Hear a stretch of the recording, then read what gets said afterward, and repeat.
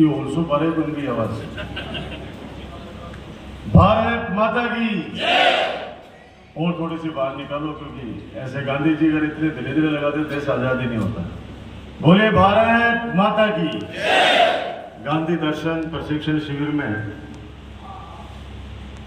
अध्यक्षता कर रहे हमारे जिले के संयोजक मेरे छोटे भाई और माननीय अशोक गहलोत जी के विचारों को, क्योंकि गांधी जी को तो नहीं देखा, पढ़ा और सुना है, लेकिन अशोक गहलोत जी के रूप में हमने एक सादगी भरा व्यक्तित्व जो आम जनता के प्रति जो उनके 100 विचार है, उन 100 विचारों को से हम लोग प्रेरित आज से नहीं छात्र जीवन से हैं। ऐसे हमारे छोटे भाई मुरारी जी सैनी, हमारे एसडीएम आदरणीय सुमन सोलन जी, मेरे बड़े भाई और नगर पालिका के उपाध्यक्ष कैलाश चोटिया जी, सह संयोजक आशीष डूडी जी, आदरणीय एमसी मालू साहब, आदरणीय शानबाग जी, बड़े भाई साहब आदरणीय रविंद्र पुरोहित जी, हमारे एसएचओ विनोद सांगला जी, इस प्रशिक्षण शिविर के प्रशिक्षक उमेद सिंह जी मेला, आदरणीय राम गोपाल जी मेमिया साहब, और मेरे सामने बैठे हमारे प्रिंसिपल सत्येंद्र सिंह जी, विनोद सैनी और सभी पिता तुल्य बुजुर्गों, माता बहनों, नौजवान दोस्तों, पत्रकार साथियों, आप सबको बधाई। मुरारी जी ने आपको सारी बातें बता दी हैं गांधी दर्शन के बारे में। गांधी जी को पढ़ना चाहिए। एक बार पहले भी एक सेमिनार थी जो इनके प्रदेश के संयोजक हैं मनीष, वो भी हमारे छोटे भाई हैं, विश्वविद्यालय के समय से ही, चाहे मुरारी हो चाहे मनीष हो, ये लोग इस मुहिम से बहुत सालों से जुड़े हुए हैं। और जितना महात्मा गांधी जी में पेशेंस था, उतना ही पेशेंस इस मुरारी में भी है। मोबाइल छोड़ दे एक बार।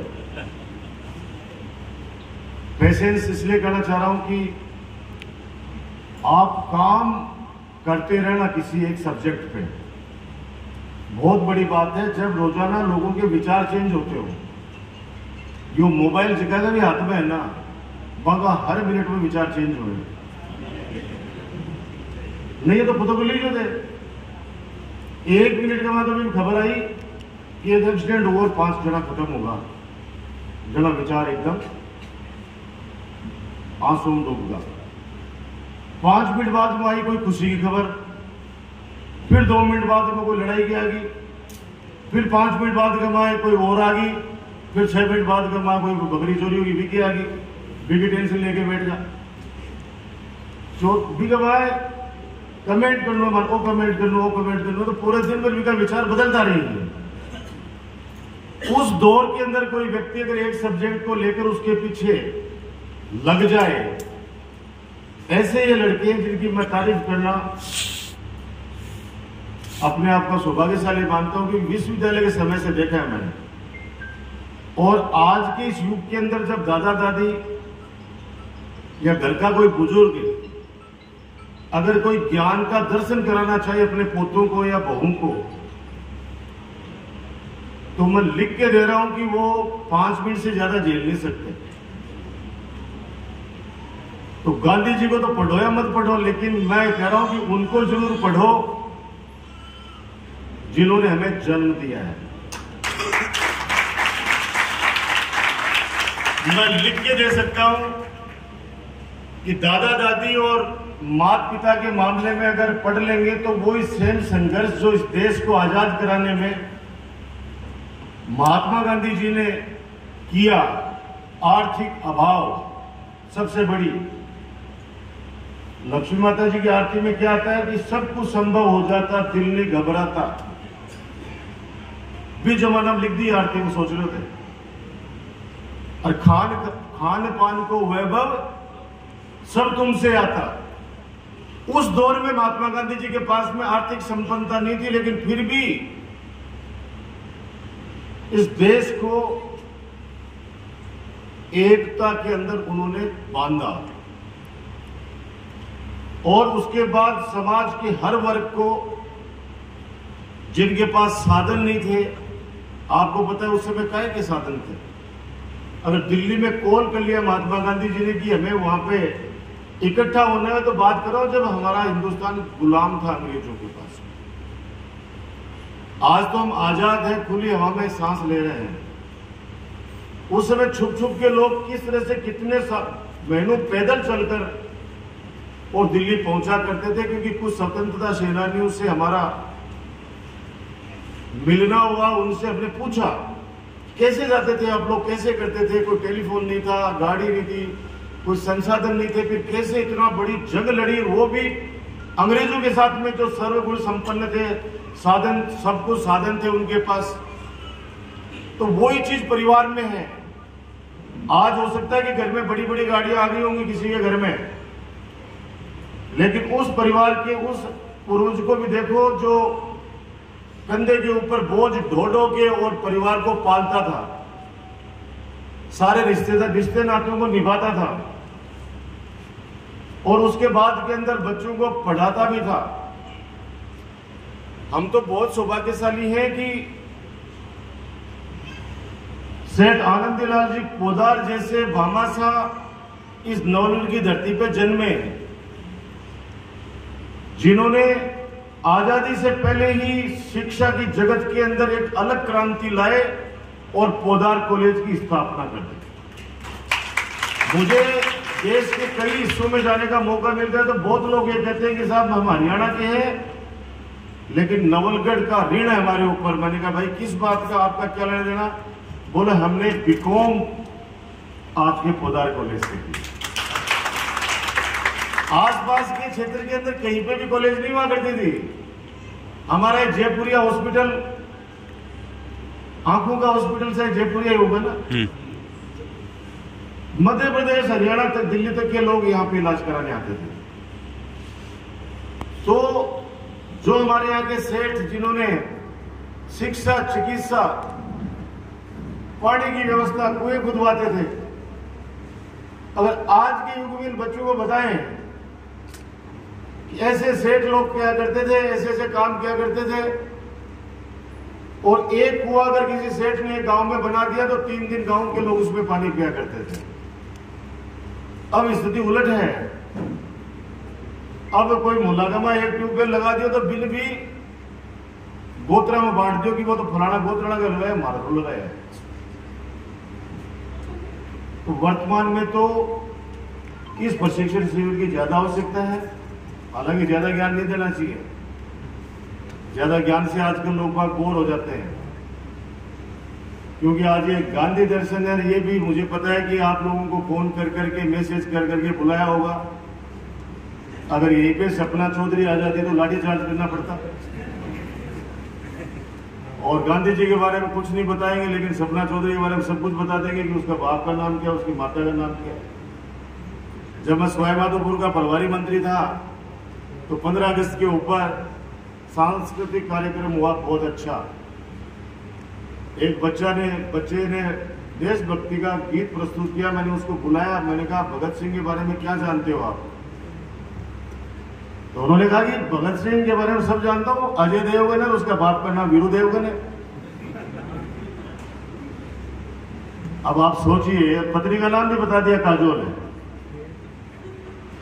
मैंने कहा मैं उस भगत सिंह की बात नहीं करता फिल्मों वालों की, जो भगत सिंह जिन्होंने हंसते हंसते हमारे हिंदुस्तान के लिए, हमारे आजादी के लिए जो फंदा गले में डाल लिया और हंसते हंसते अपने प्राण न्यौछावर कर दिए हमारे इस हिंदुस्तान के लिए, मैं उस भगत सिंह की बात कर रहा हूं। तो वो बच्चा चुपचाप नीचे स्टेज से उतर के चला गया। अब ये बातें वर्तमान समय में कोई व्यक्ति कुछ भी बोले, लेकिन हम अगर परिवार से शुरू करेंगे और अपने दादा दादी गंभीरता से लेना इस बात पर, मैं मुरारी से कहूंगा कि आप भी प्लीज इसको हर स्पीच में इस चीज को जरूर लें। वरना वो समय आएगा जब गूगल के ऊपर अपने दादा का नाम लोग लिखा करेंगे, क्योंकि संयुक्त परिवार तो हो गया खत्म, ज्वाइंट फैमिली अब नहीं रही है। हम सौभाग्यशाली हैं कि हमने संयुक्त परिवार का जमाना देखा है। एक एक पौड़ी के अंदर 20-20 लाठियों को देखा है। एक एक पौड़ी में 4-4 भाइयों की संतानों को और उनकी संतानों को देखा है। और बच्चे कब बड़े हो जाते थे, कब पल जाते थे, पता नहीं चलता था। और बुआ जी 2-2 महीने तक गांव में रहती। आजकल बुआ जी जी टाइम पर बांध बैठे, जी टाइम पर 5 मिनट के लिए आवर फोन करके आवा कि बांध कितने बजे बैठे हो, और जी बांध बैठे नहीं तुरंत ऑटो घर भाग गया। क्यों भाग गया कि बड़े बांध दियो बाती कौन कर सी। पहले तो देवरानी कर लेती, जिठानी कर लेती, दादेर सास कर लेती, काकेर सास कर लेती, कई प्रकार का होता घर कमाए। अब तो एक ही, और गलती से कोई है तो आपस में मुंडो को नहीं बोले। सबसे मेन चीज यही मेरी प्रार्थना हाथ जोड़ के कि गांधी जी को सच्ची श्रद्धांजलि तभी हो सकती है जब हम लोग परिवार को एकजुट रख सके। दूसरा, जो कार्यकर्ता इससे जुड़ेंगे इस मिशन से, उनको भी लग जाना चाहिए इस मिशन के अंदर, क्योंकि मुख्यमंत्री जी की भावना यह है कि जो गांव ढाणी के अंदर बैठा जो व्यक्ति है या मेरी माता बहन है, जो उम्र जिनकी 21 से लेकर 51 तक 50 साल तक है, उन युवा लोगों को जोड़कर और समाज के अंदर एक जन चेतना लाने का उनका प्रयास है। अकेला आदमी कुछ नहीं कर सकता जब तक सब लोगों का सहयोग नहीं हो। तो माननीय मुख्यमंत्री जी की जो भावना आपने बजट में भी देख ली, 1100, 1200 रुपया सिलेंडर के हो गए, लेकिन मुख्यमंत्री जी ने सोचा कि इस समय कैसे कोरोना के अंदर लोगों की नौकरियां छूट गई, तो 500 रुपए का सिलेंडर किया और आपकी पेंशन है उसको भी 1000 रुपए कर दिया, और हर साल 15% उसमें बढ़ोतरी होगी, ये भी निर्णय कर दिया। और आपके आशीर्वाद से जब मैं चिकित्सा का मंत्री था अशोक गहलोत जी के पहले वाले कार्यकाल में, इससे पहले वाला जो कार्यकाल था, उस समय किसी ने सोचा भी नहीं था कि दवाइयां फ्री हो जाएंगी क्या। आज अपोलो हॉस्पिटल के में कोई को काम अगर पड़े धार्मसु तो बड़े सेवा हो रही है ना। अगर काम पड़े तो भगवान करे कोई बीमार नहीं पड़े, लेकिन रोजाना की 2000 से 2500 ओपीडी है, 35 डॉक्टर काम कर रही हैं। और मुख्यमंत्री जी ने पूरे देश में एक अलग संदेश दिया कि रक्त के अभाव में, दवा के अभाव में, इलाज के अभाव में, जांच के अभाव में किसी व्यक्ति की जान नहीं जानी चाहिए, बाकी बचाने वाला बाबा राम साहब है। इसीलिए दवाइयां फ्री करी। अब 25 लाख रुपए का इलाज फ्री कर दिया। राजस्थान में नहीं, राजस्थान के बाहर भी अगर कोई अपने माता पिता का या माता पिता अपने कोई बच्चे का इलाज कराना चाहते हैं तो उनको पीछे ब्याज पे पैसे लेने की आवश्यकता नहीं है, जमीन गिरवी रखने की आवश्यकता नहीं है। माननीय अशोक गहलोत साहब ने 25 लाख रुपए की राशि सबके लिए कर दी, और 10 लाख रुपए का दुर्घटना बीमा मैं गिनाने जाऊंगा, बहुत काम है। ये सब उन पे प्रभाव है गांधी जी का। सिंपल से रहते हैं, एकदम सिंपल से। और आज इस उम्र में भी 18 घंटे काम करना, 18 घंटे काम करना, ये कोई छोटी मोटी बात नहीं है। हम उनके स्वस्थ होने की कामना करते हैं, वो दीर्घायु हो,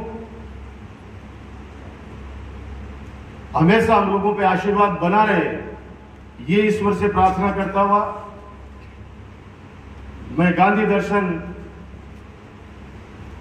इस ऐतिहासिक कार्यक्रम के संयोजक मुरारी जी का, सह संयोजक आशीष डूडी जी का, और हमारे पोदार कॉलेज मैनेजमेंट का, और आप सब लोगों ने अपना कीमती समय निकाला और एक उस उद्देश्य के लिए आए जिस उद्देश्य को लोग अब उस तरफ कम जाना पसंद करते हैं। तो हमें उम्मीद है कि ये प्रशिक्षण शिविर जिस उद्देश्य के साथ हमारे राजस्थान के लोकप्रिय मुख्यमंत्री अशोक गहलोत जी की भावनाओं के अनुसार हम सब कार्यकर्ताओं ने आयोजित किया है, वो 100% सफल होगा। आप सब लोग खुश रहे, यही मेरी ईश्वर से प्रार्थना है। धन्यवाद। राम राम।